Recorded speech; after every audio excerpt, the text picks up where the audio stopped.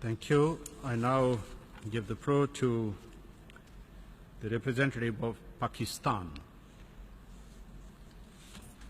President, the Pakistan delegation is obliged to respond to the statement made by the Foreign Minister of India earlier today. Her statement is a litany of falsehoods about my country and a travesty of facts and history. It only reflects the deceit and hostility of her government towards Pakistan.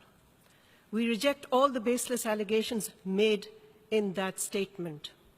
These allegations are designed principally to deflect global attention away from the brutalities being perpetrated by India's over 500,000 occupation force against innocent and unarmed Kashmiri children, women and men in Indian-occupied Jammu and Kashmir. Their call for freedom has been met with characteristic Indian brutality.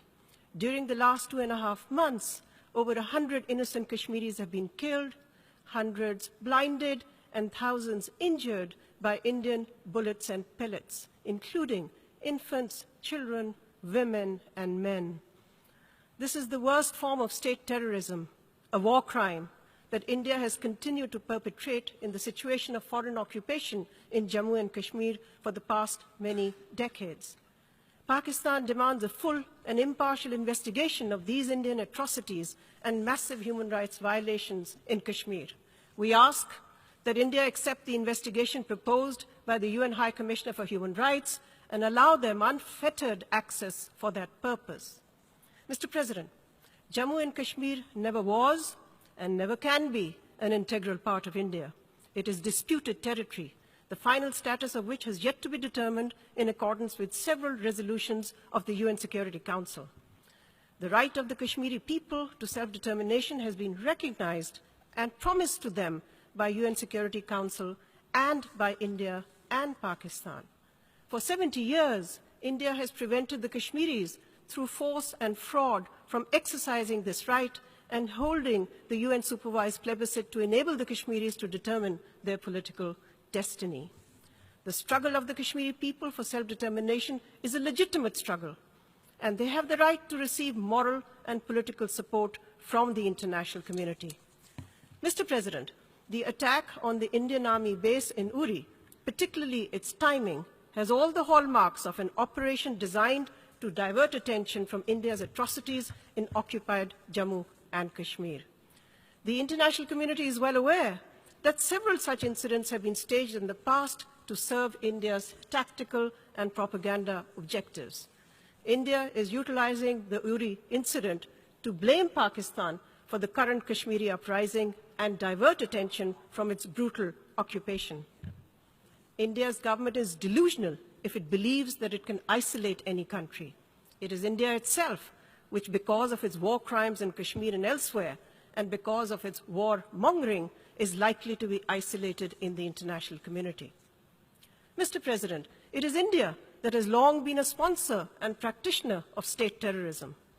Over the course of the last half-century, India has sponsored and perpetrated terrorism and aggression against all its neighbors, creating terrorist groups, destabilizing and blockading neighbors to do its strategic bidding, and sponsoring subversion, sabotage, and terrorism in various parts of my country.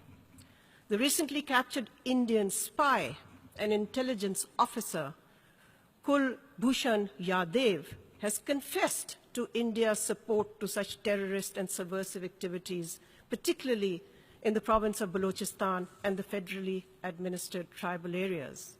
Indeed, it was Kulbhushan who was financing, arming, and supporting individuals and entities listed under the UN sanctions regime.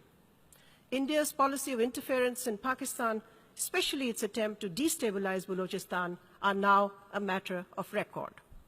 This is a blatant violation of the principles of the UN Charter.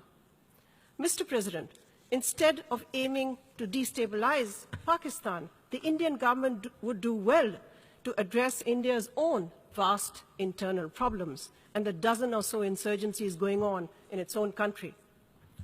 For the Indian foreign minister to claim that her country has imposed no preconditions for talks with Pakistan is yet another falsehood. It is India that suspended talks with Pakistan more than a year ago, It is India that has refused to resume them despite repeated offers from Pakistan and indeed advice from the international community.